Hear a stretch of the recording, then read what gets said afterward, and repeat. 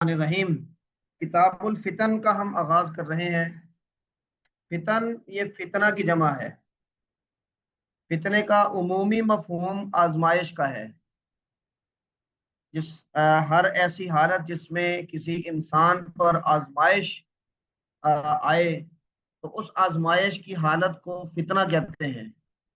वो आजमाइश किसी तरह की भी हो सकती है, इनफिरादी भी हो सकती है, इज्तिमाई भी हो सकती है। वो खानदान में भी हो सकती है, कारोबार में भी हो सकती है। तो किसी भी तरह की आजमाइश हो, आमतौर पे उसको फितना कह दिया जाता है। तो इसमें जो अहादीस हम पढ़ेंगे, हुजूर नबी करीम सल्लल्लाहु अलैहि वसल्लम ने फितनों से हमें मुतनब्बे करने के लिए जो इरशादात फरमाए हैं, इमाम बुखारी तकरीबन अ, हर पहलू से उन इरशादात को यहाँ पर जमा करेंगे। उसमें हमारी इनफिरादी भलाई पर भी हमें मुतनब्बे किया गया होगा, और हमारी इज्तिमाई भलाई पर भी मुतनब्बे किया गया होगा कि तुम्हें इनफिरादी और इज्तिमाई हवाले से इन इन चीज़ों का सामना करना पड़ेगा। तुम्हारा रवैया क्या होना चाहिए, इसके बारे में भी रहनुमाई होगी। और जो लोग उसमें पढ़ के अपना नुकसान करेंगे, उस पर भी तंबीह आप सल्लल्लाहु अलैहि वसल्लम ने फरमाई है। इनफिरादी तौर पे जो हिदायत हैं, उनमें ज़्यादातर हिदायत अखलाकी नोयत की हैं। अखलाक के एतबार से इंसान अगर निचली सतह पर चला जाए तो वो उसके लिए बड़े फितने की बात है। और इसी तरह जो इनफिरादी आमाल हैं, उनके बारे में कहा गया है कि आदमी उनमें निचली सतह पर चला जाए या गुनाहों में मुब्तला हो जाए, तो फिर उसके लिए ये बड़े फितने की बात है। और इसकी इंतहाई शक्ल ये हो सकती है कि उस आदमी का ईमान उससे छीन लिया जाए। और साथ तलकीन की गई है कि ऐसे अमाल से बचना चाहिए कि जिसमें यह खतरा पड़ जाए कि आदमी का ईमान उससे छिन जाए। तो उससे नीचे कई शेड्स हो सकते हैं जिसमें आदमी को कोई सजा मिलती है, या क़यामत वाले दिन उसको मुआवजा उसका किया जाएगा, या उसको किसी अजाब में मुब्तला किया जाएगा। तो इन इनफिरादी सतह पर इन चीज़ों से मुतनब्बे किया गया। गुनाहों और अखलाकी गिरावट, इससे बचने की तलकीन की गई है। इज्तिमाई तौर पे जो अहादीस हम पढ़ेंगे कि जिन फितनों की आप सल्लल्लाहु अलैहि वसल्लम ने पेशिन गोई या निशानदही फरमाई है, तो उनमें अक्सर हुकूमत के मुतल्लिका हैं। यानी अगर कोई आदमी हुकूमत के किसी मनसब पर फायज हो जाए और वो उसके तकाजे पूरे ना करे, उसका हक अदा ना करे, तो ये मनसब उसके लिए फितना बन जाएगा। और अगर कोई आदमी मालो दौलत की फरावानी में आ गया है, और वो फरावानी उसे किसी सरकारी ओहदे की वजह से मुयस्सर आई है, और उसने नाजायज तरीके से माल इकट्ठा किया है, तो ये उसके लिए फितना होगा। तो इसका मतलब ये है कि हुकूमत में मौजूद जो मशीनरी है, उसके लिए अलग से हिदायत हैं कि अगर कोई आदमी उसमें पढ़ के तो फितने में मुब्तला होता है, शरीयत की से रूगर्दानी करता है, खिलाफ वर्जी करता है, तो इसका मतलब ये है कि वो आदमी फितने में है। और अगर कोई आदमी हुकूमती मशीनरी में तो शामिल नहीं है, वो रियाया की कबील से है, शहरी की कबील से है, तो उसको ज्यादातर हिदायत इस बात की हैं कि जो नज़्म इज्तिमाई बने खलीफा के टाइटल के तहत या किसी भी हुकूमत के तहत एक नज़म बन जाए। उस नज़म के अंदर अगर कोई ज्यादती हो रही है, कोई जुल्म हो रहा है, तो उस पर पहली तलकीन सब्र की है और इस्लाह करने की कोशिश की है। और ये सब्र और इस्लाह करने की कोशिश ये इस तरह होनी चाहिए कि मुआशरे के अंदर बदअमनी ना फैले और लोगों को बड़े नुकसान का अंदेशा पैदा ना हो। इसलिए ये फरमाया गया कि जहां तक हो सकता है हुक्मरान के आमाल की तावील करने की कोशिश करो। हाँ, अगर वो जालिम है तो उसको जुल्म से बाज रखने की कोशिश करो, फिर भी वो जुल्म कर रहा है तो उसमें सब्र करो, और अल्लाह तबारक तआला से अपना हक वो मांगते रहो। ये अहादीस जो आएंगी, اس میں آپ صلی اللہ علیہ وسلم نے جو رعایا یا شہری ہیں کہ جن کے اوپر کچھ لوگ حاکم ہوتے ہیں، ان کو یہ تلقین کی ہے کہ السمع والطاعہ، تمہارا فریضہ یہ بات کو سننا اور اس کی اطاعت کرنا ہے، یعنی نظم اجتماعی سے باہر نکل کر کوئی جدوجہد کرنے کی بجائے نظم اجتماعی کے اندر رہ کر صبر کے ساتھ اور حکمت کے ساتھ اصلاح کی کوشش کرنا، یہ تمہارا فریضہ ہے۔ اور اگر اصلاح نہیں ہو رہی تو پھر صبر کرنا اور اللہ تبارک و تعالیٰ سے دعا کرنا، یہ رویہ ہونا چاہیے۔ ہاں، اگر حکمران کے اندر آپ کو کفر بواح نظر آتا ہے، یعنی شریعت سے ایسی روگردانی کا جو ناقابل برداشت ہوتی ہے، تو اس وقت پھر اس کے خلاف اسلحہ اٹھانے کی یعنی اجازت ہے، اور پھر اس کو تبدیل کرنے کی، اس کو معزول کرنے کی جد و جہد کی جا سکتی ہے۔ مگرنہ اس سے نیچے کی اگر کوئی سطح ہے تو اس میں پھر السمع والطاعہ، نظم اجتماعی کے اندر رہنا، یہی آپ صلی اللہ علیہ وسلم کی تلقین میں شامل ہے۔ اور اس حوالے سے آپ صلی اللہ علیہ وسلم مختلف اوقات میں جو ہدایات ارشاد فرماتے رہے، ان میں ایک بڑا جو لٹریچر ہمارے پاس ہے وہ کسی فتنے کو پیدا ہونے سے پہلے ہی روکنے کے اقدامات ہیں۔ مثلا آپ صلی اللہ علیہ وسلم نے بہت ساری احادیث میں یہ فرمایا کہ میرے بعد کفار یعنی کافر نہ ہو جانا، کفر کی طرف نہ پلٹ جانا کہ تم ایک دوسرے کی گردنیں مارنے لگو۔ یہ اس کی بہت زیادہ تلقین کی گئی، اور بہت سارے ایسے حالات سے ڈرایا گیا کہ جس میں لوگ فتنے میں مبتلا ہوں گے، اور اس وقت پھر بے قصور یا قصوروار کی کوئی تفریق نہیں رہے گی۔ تو آپ نے اسی ضمن میں ہم نے کتاب المغازی میں بھی پڑھا تھا، خصوصاً فتح مکہ کے موقع پر، کہ آپ نے انصار کو یہ تلقین فرمائی تھی جب مال غنیمت کی تقسیم کے معاملے میں انصار میں سے کچھ لوگوں نے تبصرہ کیا تھا کہ جب مصیبت آتی ہے تو ہمیں پکارا جاتا ہے، اور جب مال غنیمت تقسیم کیا جاتا ہے تو ان کو دے دیا جاتا ہے۔ تو آپ نے اس وقت اکٹھا کر کے ان کو یہ کہا تھا کہ دیکھو، جس طرح یہاں پر تمہیں یہ چیز محسوس ہوئی ہے، ویسے ہی آئندہ بھی تمہیں بہت ساری چیزیں محسوس ہوں گی کہ تمہاری خدمات کے مطابق تمہیں پروٹوکول نہیں دیا جا رہا، تمہارے اوپر دوسروں کو ترجیح دی جا رہی ہے جو تم سے مفضول ہیں، لیکن تم نے یہ کرنا ہے کہ تم نے میرے بعد مجھ سے ملنے تک صبر کرنا ہے، حتیٰ کہ تم حوض کوثر پر میرے ساتھ مل جاؤ۔ تو آپ نے ان کو یعنی بطور طبقے کے انصار کو ایک تلقین کی، اور بعد کے حالات یہ بتاتے ہیں کہ ان کے ساتھ یہ سارے حالات پیش آئے۔ تو آپ صلی اللہ علیہ وسلم نے اس حوالے سے نظم اجتماعی کو برقرار رکھنے کے حوالے سے بہت زیادہ تلقین فرمائی ہے۔ تو ہم آگے احادیث پڑھیں گے، ان احادیث میں یہ ساری چیزیں انشاءاللہ العزیز نظر آئیں گی، اور تھوڑی تھوڑی بات ہم وہاں پر بھی کرتے جائیں گے انشاءاللہ۔ اور ایک تیسری چیز کہ جس کے بارے میں بہت زیادہ تلقین ہے، وہ آپ صلی اللہ علیہ وسلم کے بعد دین میں کسی تحریف، کسی تبدیلی کا موجب بن جانا، سبب بن جانا۔ تو یہ جو شروع کی احادیث ہیں اس میں بھی بہت احادیث آئیں گی کہ قیامت والے دن آپ صلی اللہ علیہ وسلم اپنے امتیوں کو پہچانیں گے، لیکن اللہ تبارک و تعالیٰ آپ صلی اللہ علیہ وسلم تک ان امتیوں کو پہنچنے نہیں دیں گے۔ آپ فرمائیں گے بھی کہ یا اللہ یہ تو میرے امتی ہیں، ہؤلاء اصحابی، تو پھر اللہ کی طرف سے یہ کہا جائے گا کہ آپ نہیں جانتے کہ انہوں نے آپ کے دنیا سے رخصت ہو جانے کے بعد کیا کیا کر دیا تھا، آپ کے دین کو کیسے تبدیل کیا۔ تو پھر آپ صلی اللہ علیہ وسلم فرمائیں گے اچھا انہوں نے اگر میرے دین کو تبدیل کیا ہے تو پھر مجھے ان کی کوئی ضرورت نہیں، سحقن سحقن، ان کو دور لے جاؤ، دور لے جاؤ۔ تو آپ یہ فرمائیں گے۔ تو ایک بڑا فتنہ یہ دین میں تحریف، دین میں تبدیلی، اور دین میں ایسے اعمال کا اضافہ کر دینا ہے کہ جو دین کا حصہ نہیں ہے۔ اور ظاہری بات ہے کہ اس پہلو میں جو اہل علم اور مولوی جو سرکردہ لوگ ہیں مذہبی حوالے سے، ان کو خطاب کیا گیا ہے، کیونکہ دین کی رہنمائی دینا، دین کے حوالے سے دین کی حدود کا خیال رکھنا، اور دین کی حدود کے اندر دین کو محفوظ کرنا، یہ اہل علم، علماء اور مولوی حضرات کی ذمہ داری ہوتی ہے۔ تو اللہ تبارک و تعالیٰ یہ ذمہ داری ادا کرنے کی توفیق عطا فرمائے۔ تو آغاز کرتے ہیں انشاءاللہ، ان تینوں حوالوں سے احادیث آئیں گی، اور ہم انشاءاللہ اس پہ تھوڑی تھوڑی بات کر کے تو احادیث کا مطالعہ کریں گے۔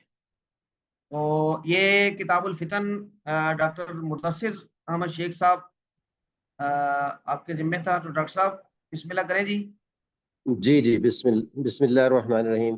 باب ما جاء فی قول اللہ تعالی واتقوا فتنة لا تصيبن الذین ظلموا منکم خاصہ وكان النبی صلی اللہ علیہ وسلم يحذر من الفتن۔ بسند متصل منا الى الامام الحافظ ابی عبداللہ محمد بن اسماعیل البخاری رحمہ اللہ تعالی قال حدثنا علی بن عبداللہ حدثنا بشر بن سری حدثنا نافع بن عمر عن ابن اس میں ابی حدثنا ملیکہ سے پہلے ڈاکٹر صاحب قال حدثنا سے پہلے قال بھی پڑھیں گے۔ قال وبه قال حدثنا علي بن عبد الله قال حدثنا بشر بن سري قال حدثنا نافع بن عمر عن ابن ابي مليكة قال قالت اسماء عن النبي صلى الله عليه وسلم قال انا على حوضي انتظر من يريد علي فيؤخذ بناس من دوني فاقول امتي فيقول لا تدري مشوا على القحفراء قال ابن ابي مليكة اللهم انا نعوذ بك ان نرجع على اعقابنا او نفتنا۔ ہاں جی اگلی روایت بھی پڑھ لیں۔ وبه قال حدثنا موسى بن اسماعيل قال حدثنا ابو عوانة عن مغيرة عن ابي وائل قال قال عبد الله قال النبي صلى الله عليه وسلم انا فرطكم على الحوض لا يرفعن الي رجال منكم حتى اذا احويت لاناولهم مختلجوا دوني فاقول اي ربي اصحابي يقول لا تدري ما احدثوا بعدك۔ ہاں جی اگلی روایت بھی پڑھیں، یہ تینوں روایات ایک ہی مضمون کی ہیں۔ وبه قال حدثنا يحيى بن بكير قال حدثنا يعقوب بن عبد الرحمن عن ابي حازم قال سمعت سهل بن سعد يقول سمعت النبي صلى الله عليه وسلم يقول انا فرطكم على الحوض فمن ورده شرب منه ومن شرب منه لم يزمع بعده ابدا ليرد علي اقوام اعرفهم ويعرفوني ثم يحال بيني وبينهم۔ قال ابو حازم سمعني النعمان بن ابي عياش وانا احدثهم هذا فقال هكذا سمعت سهلا فقلت نعم قال وانا اشهد على ابي سعيد الخدري لسمعته يزيد فيه قال انهم مني فيقال انك لا تدري ما بدلوا بعدك فاقول سحقا سحقا لمن بدل بعدي۔ جزاکم اللہ خیرا۔ ہاں جی یہ کتاب الفتن کا آغاز ہے اور پہلا باب ہے۔ نبی کریم صلی اللہ علیہ اللہ تبارک و تعالیٰ کا یہ فرمان واتقوا فتنة لا تصيبن الذين ظلموا منكم خاصة، کہ بچو ایسے فتنے سے، ایسی آزمائش سے، لا تصیبن وہ ہرگز نہیں پہنچے گا، الذین ظلموا ان لوگوں کو جنہوں نے ظلم کیا تم میں سے، خاصتاً خاص طور پہ، یعنی صرف ظالم لوگوں کو وہ فتنہ نہیں آ لے گا، بلکہ ظالم و مظلوم، قصوروار اور بے قصور، نیک و بد، یہ سبھی اس فتنے میں مبتلا ہو جائیں گے۔ تو یہاں پہ جو مفسرین فرماتے ہیں اس آیت کی تشریح میں، وہ کہتے ہیں کہ جب قوم کا اکثر حصہ برائیوں میں مبتلا ہو جائے تو اس وقت پھر جو اللہ کی طرف سے فتنہ آتا ہے، عذاب آتا ہے، تو وہ پھر صرف ان لوگوں کو نہیں آتا کہ جو برائیوں میں مبتلا ہیں، بلکہ جو اچھے لوگ ہیں ان کو بھی وہ آ لیتا ہے۔ اور اس کی وجہ کیا ہوتی ہے کہ اللہ تبارک و تعالیٰ نے قرآن کریم میں امر بالمعروف اور نہی عن المنکر اس کا حکم دیا ہے، اور جب لوگ آپس میں ایک دوسرے کو نیکی کا حکم اور برائی سے روکنے کا رویہ ترک کر دیں، لوگوں کے سامنے برائیاں ہو رہی ہیں اور وہ اس کو نارملائز کرتے جا رہے ہیں، تو اس کا مطلب یہ ہے کہ آپ نے برائی کو برائی سمجھنا ایک طرح سے عملاً ترک کر دیا ہے، اور اس کی عملی نتیجہ یہ نکلے گا کہ وہ برائی پھر معاشرے میں سرایت کرے گی اور لوگ اس میں مبتلا ہوتے جائیں گے اور اس کا معاملہ ہلکا ہوتا جائے گا۔ جب یہ صورت بنے گی تو آگے ایک روایت میں آئے گا بھی کہ جب خبث یعنی برے لوگوں کی کثرت ہو جائے تو پھر اللہ تبارک و تعالیٰ کی طرف سے جو عذاب آتا ہے وہ پھر کسی کو نہیں چھوڑتا۔ تو جو نہیں انل منکر کے فریضے کو چھوڑنے کا رویہ اپنائے ہوئے ہیں، خود اگرچہ نیک ہیں، وہ بھی پھر اللہ کی بارگاہ سے اسی سزا کے مستحق ٹھہرتے ہیں۔ تو اس کا مطلب یہ ہے کہ اپنی استطاعت کے مطابق، اپنے دائرہ عمل اور اپنے دائرہ اختیار کے مطابق برائی پر تنبیہ کرتے رہنا، یہ انسانوں کی یا معاشرے کی فلاح کا ایک بڑا ضروری عنصر ہے۔ کہ اگر یہ عنصر ختم ہو جائے تو اس کا مطلب ہے کہ پھر آپ کے لیے برائی برائی نہیں رہی، اور سوسائٹی کے لیے جب برائی برائی نہ رہے تو پھر ساری سوسائٹی اس میں مبتلا ہوتی ہے اور نتیجتاً پھر ساری سوسائٹی ہی بھگتتی ہے۔ ہم اپنے ارد گرد دیکھ لیں، مجموعی طور پہ جو برائیوں پر تنبیہ کرنے کا رویہ ہے وہ بہت ہلکا ہوتا جا رہا ہے۔ تو اہل علم کی ذمہ داری یہ بنتی ہے کہ جب کبھی کوئی برا کام ہوتا دیکھیں تو اس کو حد الامکان اپنی وسعت کے مطابق اس کو روکنے کی کوشش کریں۔ روایت بھی آپ نے دیکھی ہے 3 درجات والی، اس کا مطلب یہ ہے کہ اس میں سے کسی نہ کسی درجے میں ہمیں فعال کرنا چاہیے۔ تو یہ جو فتنہ جو صرف ظالموں کو نہیں پہنچے گا، خاص طور پہ وہ سب کو آ لے گا، اس کے پیچھے یہ وجہ ہوتی ہے کہ سوسائٹی میں لوگ نہیں انل منکر کا فریضہ انجام دینا یہ کم کر دیتے ہیں یا چھوڑ دیتے ہیں۔ اللہ تعالیٰ توفیق عطا فرمائے۔ تو اور دوسرا، نبی کریم صلی اللہ علیہ وسلم جن فتنوں سے ڈرایا کرتے تھے اس حوالے سے اس میں احادیث آئیں گی۔ تو یہ 3 احادیث ہیں۔ قیامت کے حوالے سے آپ صلی اللہ علیہ وسلم نے فرمایا کہ میں انا علی حوضی، میں اپنے حوض پر ہوں گا، انتظر من یرد علیہ، میں ان کا انتظار کر رہا ہوں گا جو میرے پاس آئیں گے۔ تو کچھ لوگ آ رہے ہوں گے، فیؤخذ بناس من دونی، تو کچھ لوگوں کو پکڑ کے مجھ سے دور کیا جائے گا، تو میں کہوں گا امتی، تو مجھے یہ بتایا جائے گا کہ آپ نہیں جانتے، مشو علی القہقرہ، وہ چلے تھے الٹے پاؤں۔ قہقرہ کا مطلب ہوتا ہے آدمی سامنے آنے والی کسی خوفناک چیز سے ڈر کے جب الٹے پاؤں پیچھے جاتا ہے تو اس کیفیت کو قہقرہ کہتے ہیں۔ وہ کہیں گے مشو علی القہقرہ کہ یہ لوگ الٹے پاؤں پیچھے ہو گئے تھے، یعنی آپ کے دین سے پھر گئے تھے۔ اور دین سے پھرنا، اس کی انتہائی شکل تو یہ ہے کہ آدمی دین ہی چھوڑ دے، ارتداد یعنی اختیار کر لے، مرتد ہو جائے، کوئی اور دین اختیار کر لے، اس کی انتہائی شکل یہ ہے۔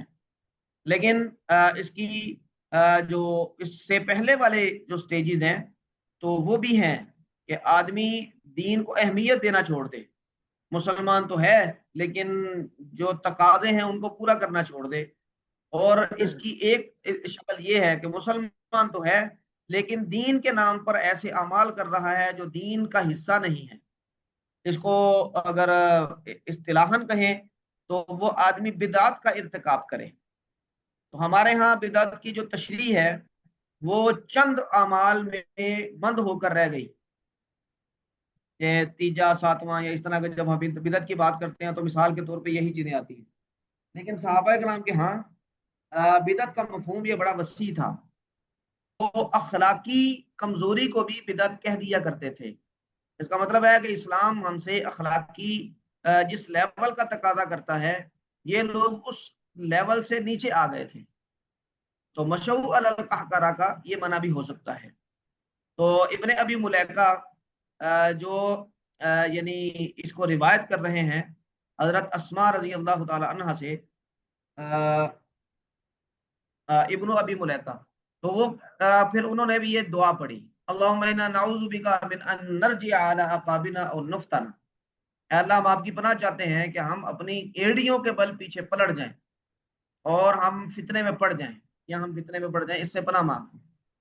آپ صلی اللہ علیہ وسلم کی معمول کی دعاؤں میں فتنوں سے پناہ کی بہت ساری دعائیں تھیں، نعوذ بکا نعوذ بکا نعوذ بکا، یہ اس طرح کی بہت ساری دعائیں تھیں۔ ہمیں بھی اس کو اپنا حصہ بنانا چاہیے دعاؤں کا۔ یہ اگلی روایت بھی اسی حوالے سے ہے، الفاظ مختلف ہیں۔ یہ نبی کریم صلی اللہ علیہ وسلم نے فرمایا کہ انا فرتکم علی الحوض، میں تمہارے لیے حوض پر فرت ہوں۔ فرت کہتے ہیں کہ وہ آدمی جو قافلے کے رہنے سہنے کا انتظام کرنے کے لیے قافلے سے آگے چلے۔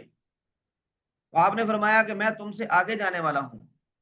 جب ہم قبرستان میں جاتے ہیں تو اس وقت جو دعا پڑھتے ہیں اس میں بھی یہ لفظ آتا ہے، السلام علیکم یا القبور انتم لنا سلف ونحن بالاسری، اور کئی جگہ پہ نحن فرتکم یا انا فرتکم یہ لفظ بھی آتا ہے، فرت یعنی جو پہلے کوچ کر جائے، پہلے کسی جگہ پر انتظام کے لیے چلا جائے۔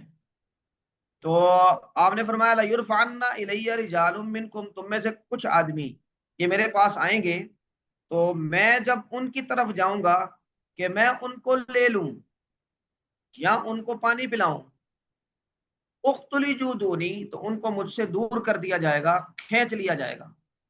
تو آپ نے فرمایا کہ میں کہوں گا اے ربی اصحابی، جو میرے ساتھی ہیں۔ اس کا مطلب ہے کہ آپ صلی اللہ علیہ وسلم ان کو پہچان رہے ہوں گے۔ اگلی روایت میں آتا ہے کہ آپ ان کو پہچانیں گے بھی۔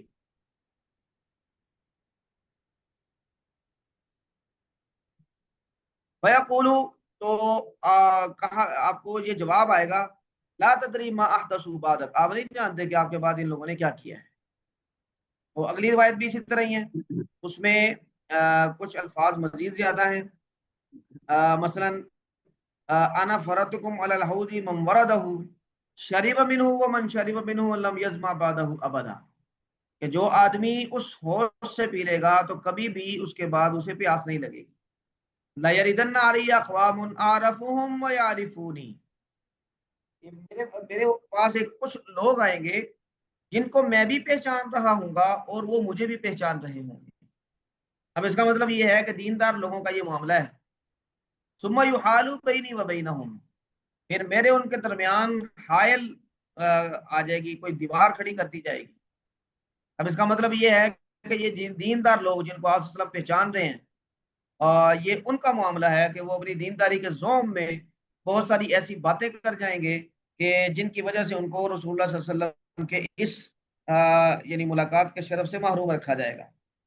اچھا، یہاں پہ اس کا مطلب یہ بھی نکلا کہ وہ لوگ کافر نہیں ہوں گے، ہاں انہوں نے جو کام کیا ان کی انہیں سزا ملے گی، اور اس سزا ملنے کے بعد جب سزا پوری بھگت لیں گے تو پھر اپنے اسلام کی وجہ سے ان کی بخشش کی جائے گی۔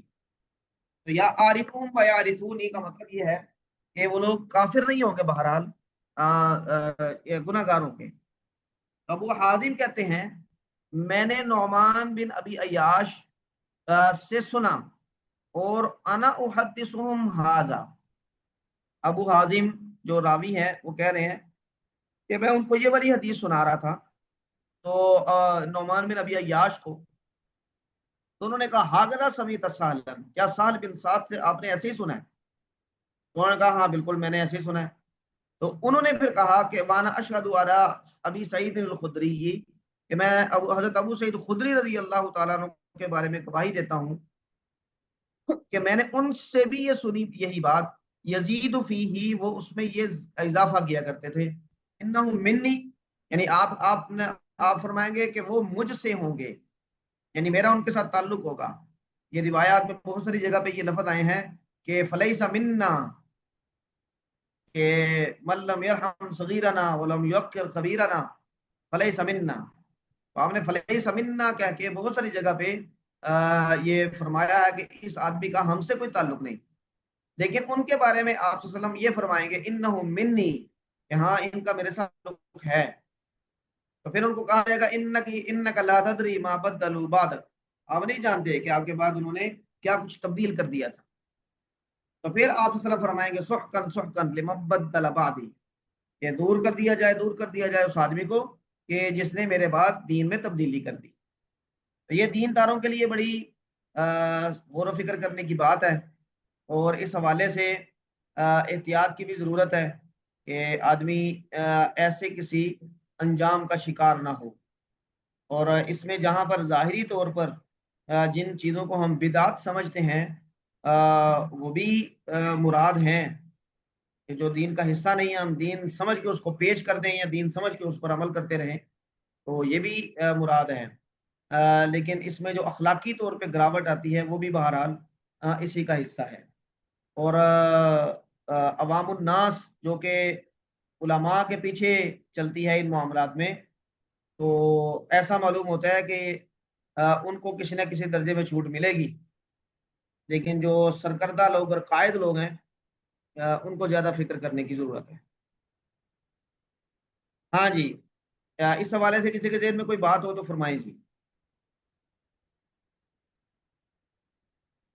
اچھا چلیں باب قول اگلی استاد جی روایت دیکھتے ہیں۔ یہ باب قول النبي جی جی مولانا معیار اطہر کن صاحب۔ کے لیے جنہیں پیچھے جن سے نبی صلی اللہ علیہ وسلم منہ پھیر لیں گے، یا وہ ہر ایک کے لیے ایک جتنا معیار ہوگا؟ ہر ایک سے کیا مراد ہے؟ یعنی کہ جس طرح سے آپ نے کہا کہ بدعات کا شکار ہوں گے یا فتنے ہوں گے، یعنی کہ انتہائی درجے سے مراد ہے کہ کفر کی طرف پلٹ جائیں۔ اگر وہ کفر کی طرف نہیں پلٹے اور برائیوں کا شکار ہیں دین میں۔ جی جی، اصل میں یہی لوگ مراد ہیں، جو کافر تو نہیں ہیں لیکن وہ اخلاقی برائیوں کا شکار ہے یا کسی بدعات کا شکار ہے، تو اصلاً وہی مسلمان مراد ہیں وہ مسلمان۔ جی استاد جی۔ حضرت یہ جو فرمایا کہ میں ان کو پہچانتا ہوں، وہ مجھ کو جی پہچانتے جی ہیں، اس سے مراد حضور صلی اللہ علیہ وسلم کے بعد کی امت ہوگی، یا جو جن کو اس وقت حضور صلی اللہ علیہ وسلم پہچانتے تھے وہ مراد ہوں گے؟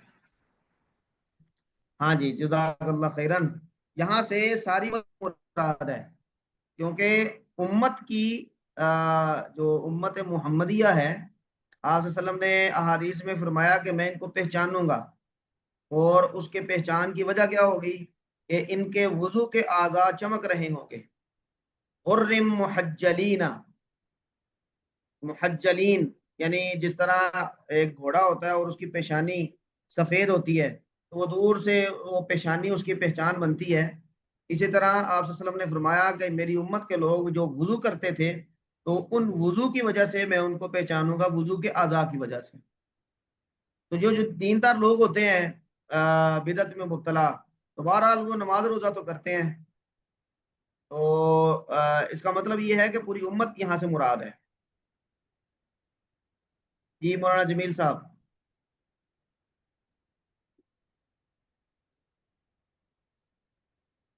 مولانا اطہر صاحب بات واضح ہوئی ہے؟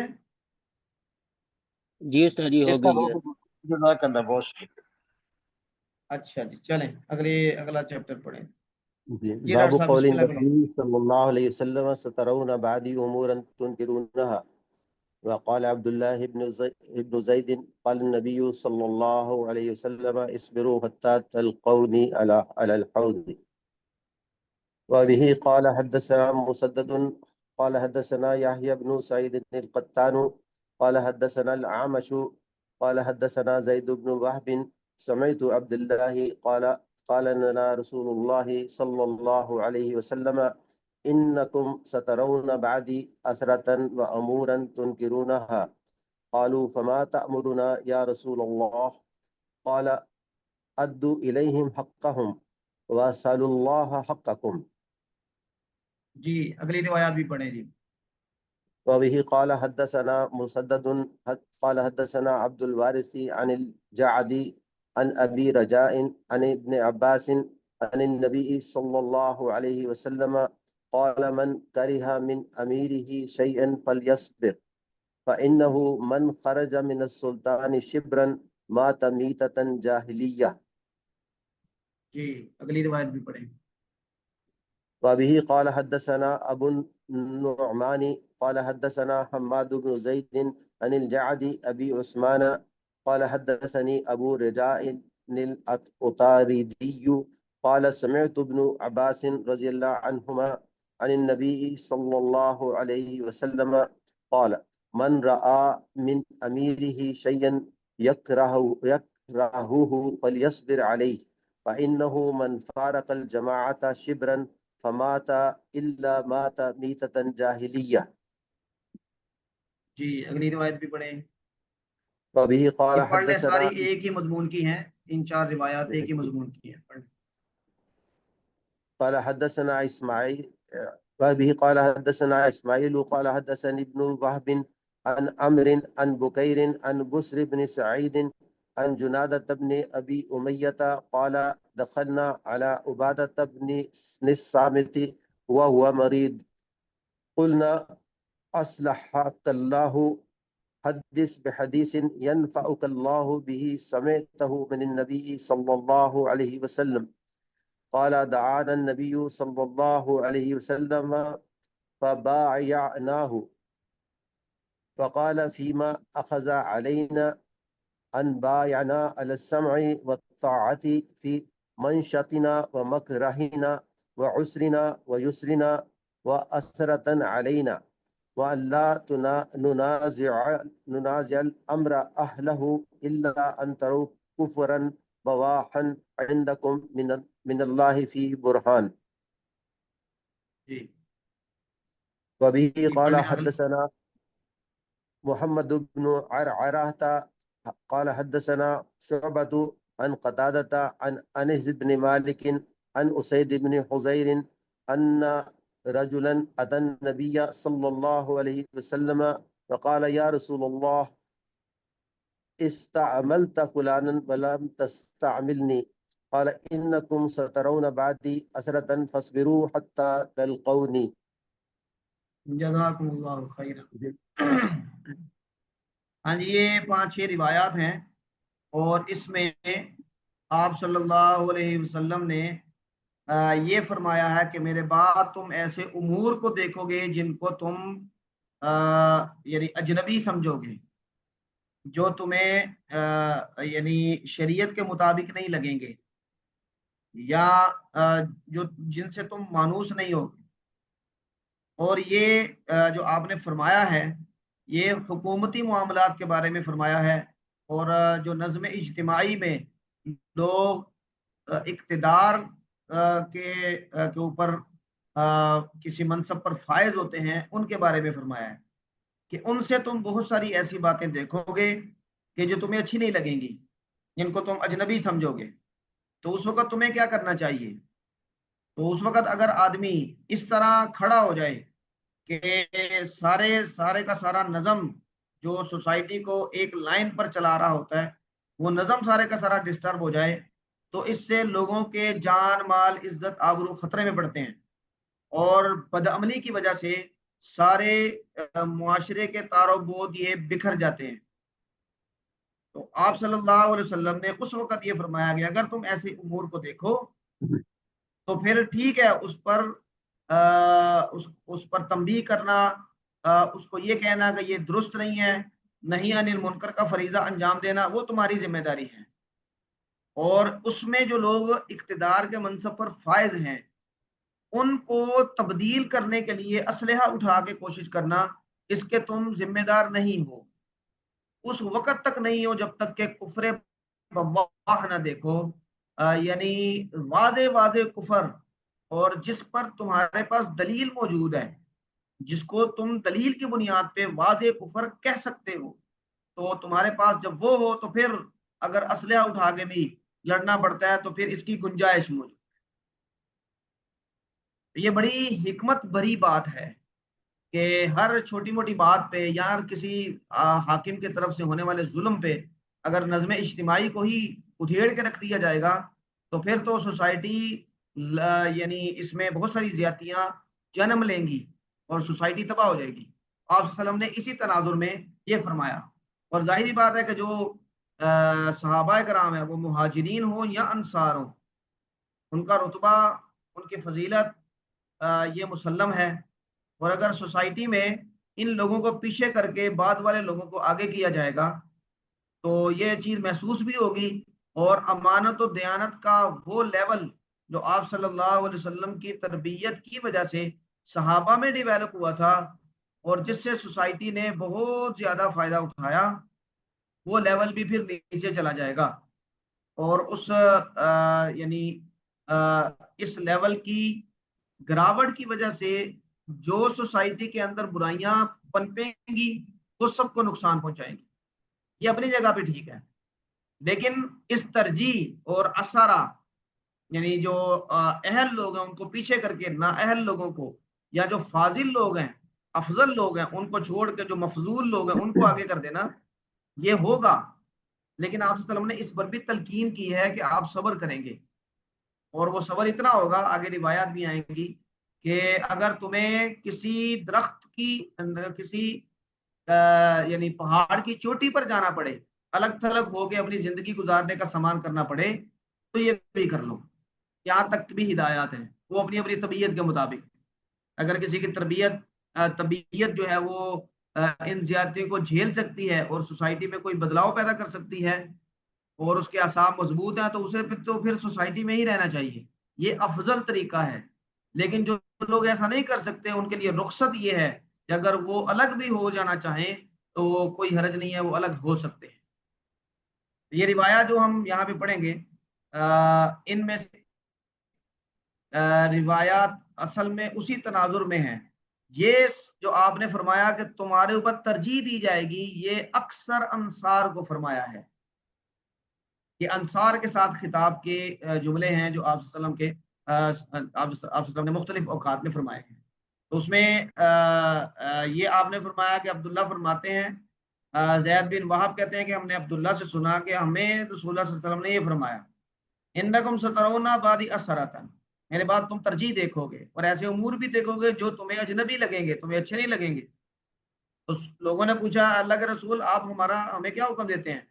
تو آپ نے یہ جملہ فرمایا، ادو الیہم حقہم، یعنی نظم اجتماعی کی پیروی کرنا ضروری ہے، تم ان کا حق یعنی اطاعت وہ ان کو ادا کرو۔ وصل اللہ سے طلب کرو، اللہ تبارک و تعالی کوئی ایسی پیدا فرمائے گا تمہارا حق تم تک پہنچ جائے گا۔ تو آمنے سامنے کھڑے ہو گئے ان سے مڑ بھیڑ کر لینا، یہ یعنی عام حالات میں ایک درست طرز عمل نہیں ہے۔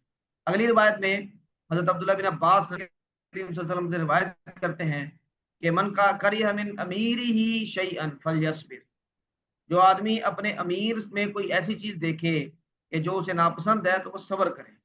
کیوں؟ اس لیے کہ جو آدمی سلطان سے ایک بالشت بھر بھی نکلا، یعنی اس کے قائم کیے ہوئے نظم اور اس کی اطاعت سے باہر چلا گیا، تو مات امیتتن جاہلیتن، تو یہ جاہلیت کی موت مرے گا۔ مطلب یہ ہے کہ اس وقت جیسے کوئی نظم نہیں تھا اور ہر آدمی یعنی اپنے قانون سے بالا تر ہو کے زندگی گزار رہا تھا، اور اس میں پھر بہت سارے مسائل بھی تھے، تو یہ اسی طرح کی موت ہوگی۔ اگلی روایت بھی اسی نوعیت کی ہے، حضرت عبداللہ بن عباس سے ہی یہ روایت ہے۔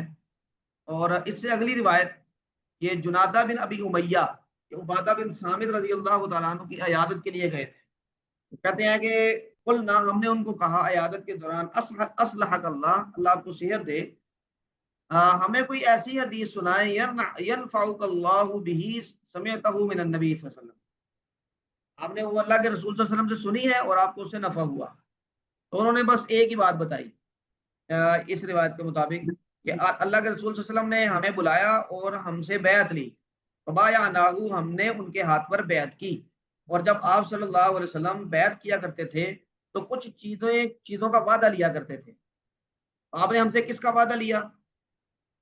ان بایعنا علی السمع والطاعہ، ہم سمع و طاعت پر بیعت کر رہے ہیں، فی منشتنا و مکرہنا، ہماری خوشی میں بھی اور ہماری کراہت میں بھی، یعنی ایسے حالات میں بھی کہ جو ہمیں پسند ہیں اور ایسے حالات میں بھی جو ہمیں ناپسند ہیں، وعسرنا و یسرنا، ہماری تنگ دستی میں بھی اور ہماری خوشحالی میں بھی، واسرۃ علینا، اور جب ہم کو ترجیح دی جائے، ہم سے نااہل لوگ ان کو حکومتی مناصب دے دیے جائیں تو اس وقت بھی، وَأَلَّا نُنَازِعَ الْأَمْرَ أَهْلَهُ، اور حکومت کے معاملات میں ہم جو حکومت والے لوگ ہیں ان سے کوئی جھگڑا پیدا نہیں کریں گے.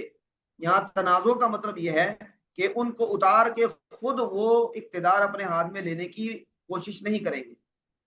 ہاں کب کوشش کر سکتے ہیں؟ الا ان تروا کفرا بواحا، واضح واضح کفر جب دیکھو تو ان تکم من اللہ فیہ برہان، اللہ کی طرف سے تمہارے پاس اس کے بارے میں کوئی واضح دلیل بھی ہو کہ ہاں یہ کفر ہے، تو پھر آپ کر سکتے ہیں.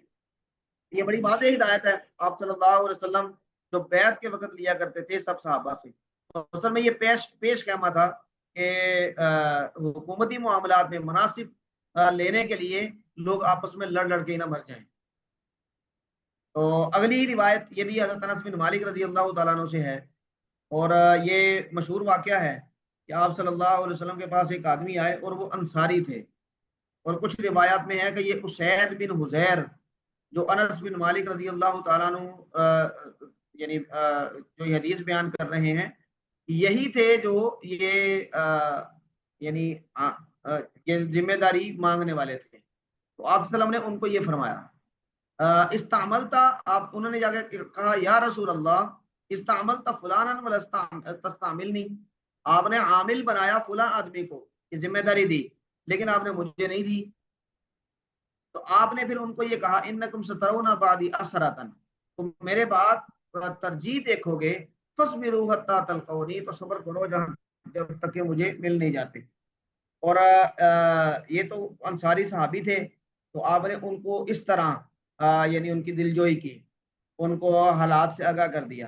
لیکن کچھ روایات میں ایسا بھی آتا ہے کہ آپ نے اس وقت یہ فرمایا کہ جو ہم سے عہدہ طلب کرتا ہے ہم اس کو عہدہ نہیں دیتے. اس کا مطلب ہے کہ اس کا مقصد یہ عہدہ لینا، یہ کسی ایمانداری سے کام کرنا نہیں ہے، کیونکہ عہدہ تو ایک ذمہ داری ہوتی ہے، عہدہ جو لے گا وہ اس کا مواخذہ بھی زیادہ ہوگا. تو یہ اپنے گلے جو آدمی خود ڈالنے کی خواہش کر رہا ہے یہ ذمہ داری، یہ اتنا بڑا فتنہ، تو اس کا مطلب ہے کہ اس کی نیت میں کچھ اور چیز ہے، اس کے کچھ مالی یا مادی مفادات ہیں. تو آپ نے فرمایا کہ ہم سے عہدہ طلب کرے ہم اس کو عہدہ نہیں دیا کرتے. تو مختلف حوالے سے آپ نے مختلف جوابات دیے، لیکن ان انصاری صحابی کو یہ کہا کہ بھائی انصار کو بعد میں یہ ترجیح بھگتنی پڑے گی، تو تم نے صبر کرنا ہے. ہاں جی. اور آج کل ہمارے لیے بھی ظاہری بات ہے کہ یہ ہدایات اسی طرح ویلڈ ہیں جس طرح کہ صحابہ کرام کے لیے تھی، کہ اگر کہیں پہ آپ یہ سب چیزیں دیکھیں تو پہلا رویہ وہ صبر کا ہے اور اصلاح کی کوشش ہے جہاں تک ہو سکے. اللہ تعالیٰ ان فتنوں اور آزمائشوں سے محفوظ رکھے.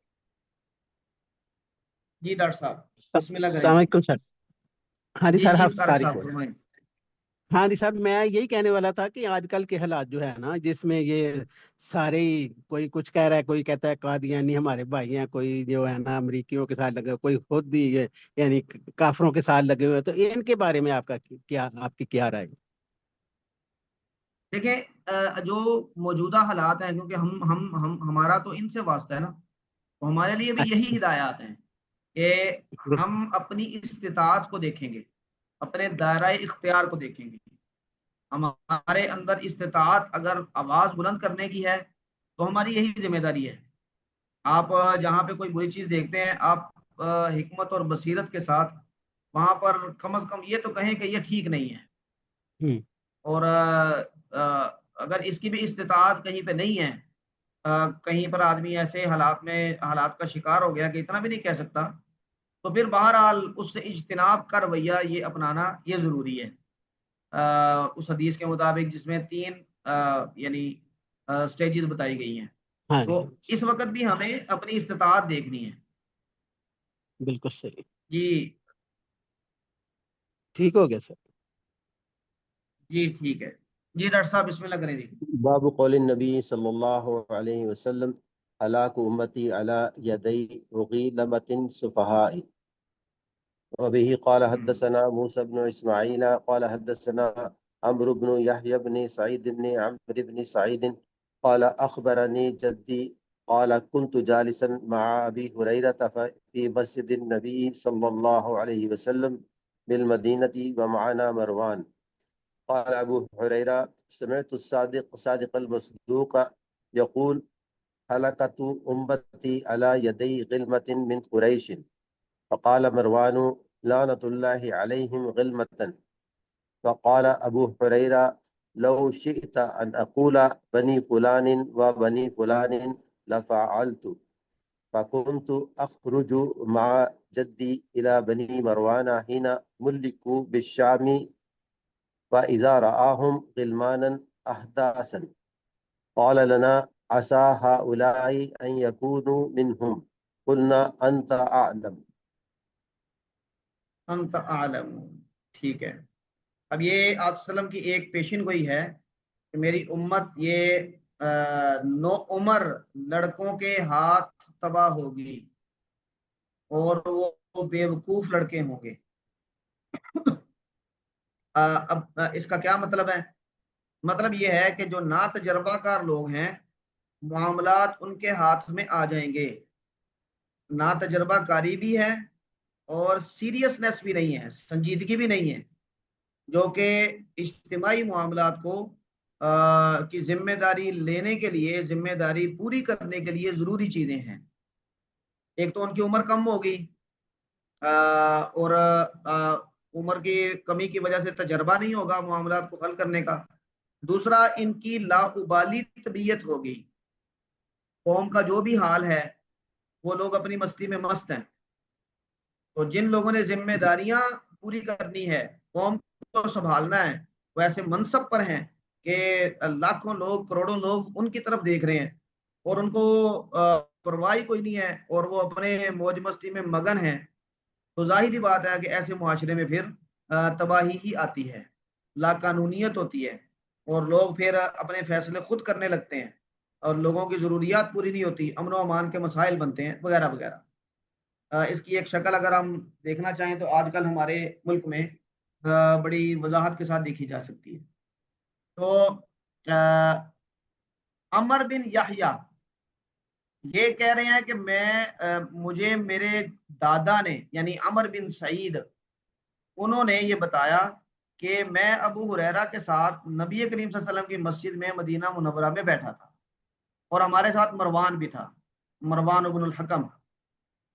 ابو ہریرہ کہتے ہیں کہ میں نے صادق المصدوق یعنی نبی کریم صلی اللہ علیہ وسلم سے جو سچے ہیں ان سے سنا، وہ فرما رہے تھے کہ میری امت کی ہلاکت ان نو عمر لڑکوں کے ہاتھ ہوگی جو قریش میں سے ہیں۔ تو یہ 400 سال تک جو ہمارے ہاں خلافت رہی ہے وہ قریش کے ہاتھ رہی ہے، بنو امیہ بھی قریش تھے، بنو عباس بھی قریش تھے۔ فقال مروان نے پھر یہ سن کے تو یہ کہا کہ لعنت اللہ علیہم غلمۃ، کہ اللہ کی لعنت ہو ان پر، اور یعنی وہ ان غلمہ یہ جو نو عمر لڑکے تھے ان کو مراد لے رہے تھے۔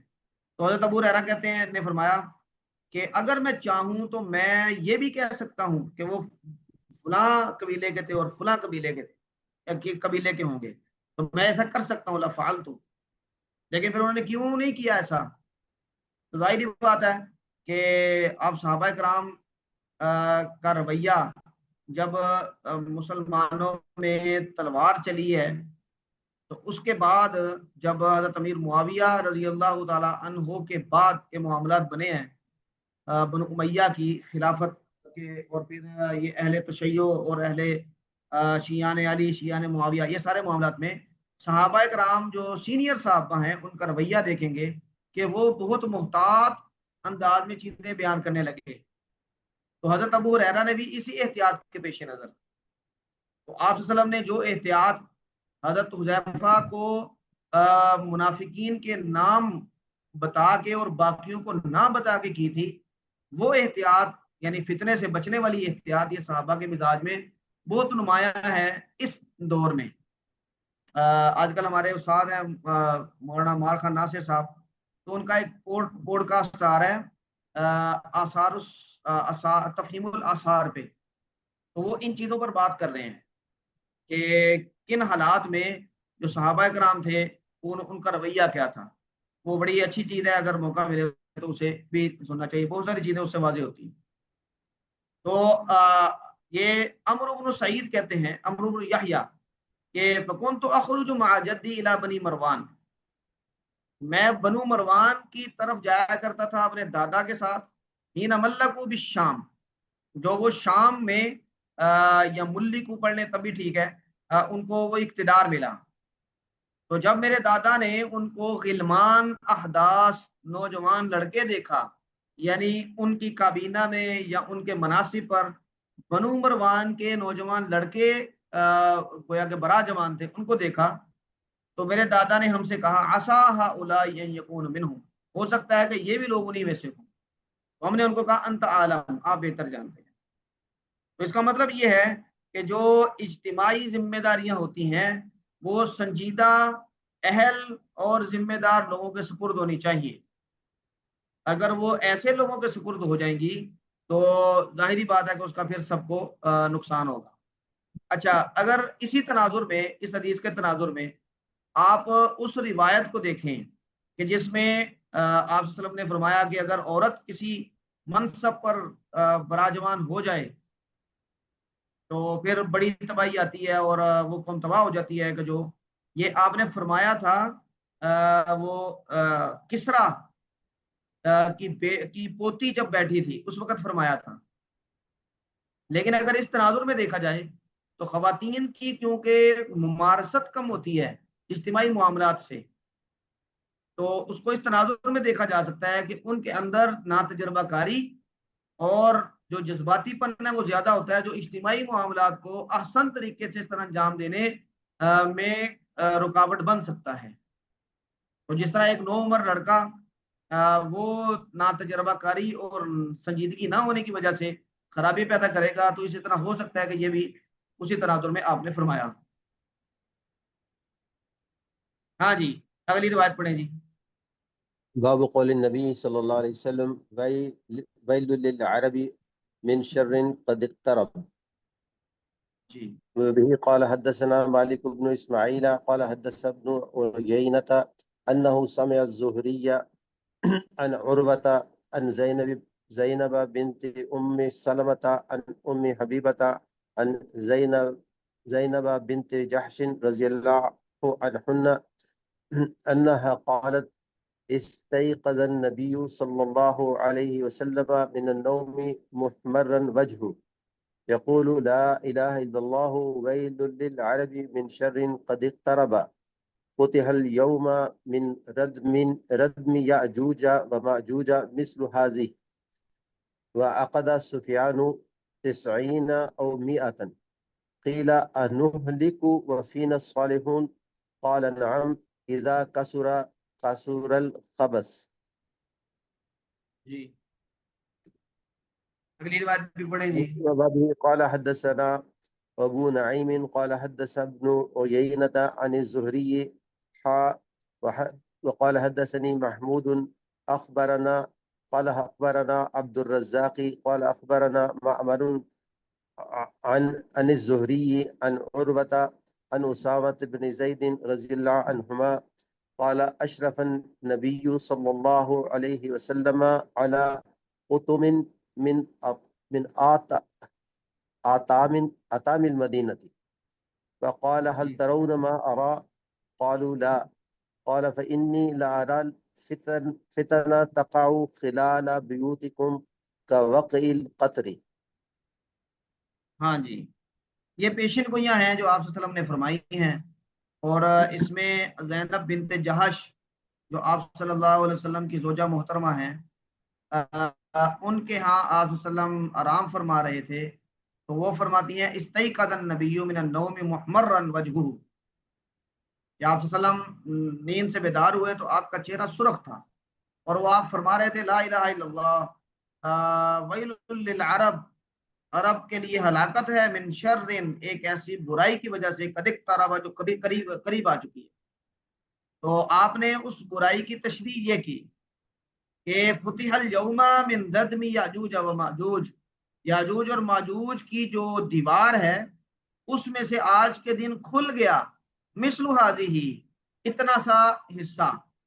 اب یہاں پر آپ نے اشارہ کیا تھا ہاتھ سے، تو سفیان نے وہ اشارہ کر کے بتایا کہ 90 او 100، یہ عربوں کے ہاں گنتی کے اشارے تھے انگلیوں سے. تو یہاں پر میاں کا جو اشارہ ہے، یہ جو شہادت کی انگلی ہے، اس کو انگوٹھے کی جڑ میں اس کے کونے کو انگوٹھے کی جڑ میں لگا کے انگوٹھے کو اس کے اوپر رکھ کے جو یہ اشارہ بنتا ہے، یہ ان کے ہاں 100 کا اشارہ تھا. تو آپ نے گویا کہ یہ کہہ کے یہ کہا کہ اتنا سا حصہ یاجوج اور ماجوج کی دیوار سے کھل گیا ہے. گویا کہ اب وہ گویا کہ اس پروسیس میں شامل ہو گئے ہیں کہ جب وہ اس دیوار سے چھٹکارا حاصل کر لیں گے.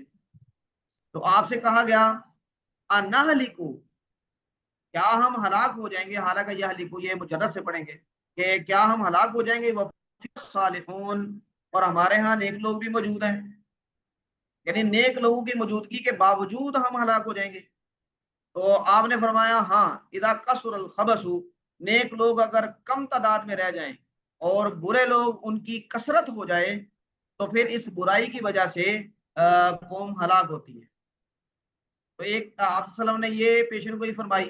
اسی طرح کی ایک پیشن گوئی حضرت ام سلمہ کی روایت میں آگے آئے گی، وہ بھی اسی طرح میں ہے کہ آپ بیدار ہوئے اور آپ نے کچھ باتیں فرمائی. تو اگلی روایت حضرت اسامہ بن زید سے ہے کہ آپ صلی اللہ علیہ وسلم مدینے کے ٹیلوں میں سے ایک ٹیلے پر نمودار ہوئے، یعنی آپ تشریف لے گئے. اسامہ بن زید بھی ساتھ تھے اور آپ نے فرمایا حل ترون ما ارا، کیا جو میں دیکھ رہا ہوں وہ تمہیں نظر آ رہا ہے؟ انہوں نے کہا نہیں جی ہمیں تو نہیں نظر آ رہا. تو آپ نے فرمایا فإنی لأری الفتن، میں فتنوں کو دیکھ رہا ہوں، تقع خلال بیوتکم، تمہارے گھروں کے درمیان میں جو واقع ہو رہے ہیں، کوقع القطری، بارش کے قطروں کے گرنے کی طرح. اس کا مطلب ہے کہ مدینے کے اندر جو فتنے بعد میں رونما ہوئے، اس میں مدینے میں قتل و غارت بھی ہوئی، حضرت عثمان کی شہادت ہوئی، پھر جنگ جمل، جنگ صفین وغیرہ، اور اس کے بعد بھی جو معاملات ہوئے مدینہ منورہ میں، تو آپ نے اس کے طرف پیشن گوئی فرمائی کہ یہ فتنے گویا کہ اس مقدس جگہ کو بھی یعنی متاثر کریں گے، جو بڑی تیزی کے ساتھ آئیں گے. یہ احادیث ہیں اور اس میں آپ صلی اللہ علیہ وسلم نے مختلف حوالوں سے فتنوں کا تذکرہ کیا ہے.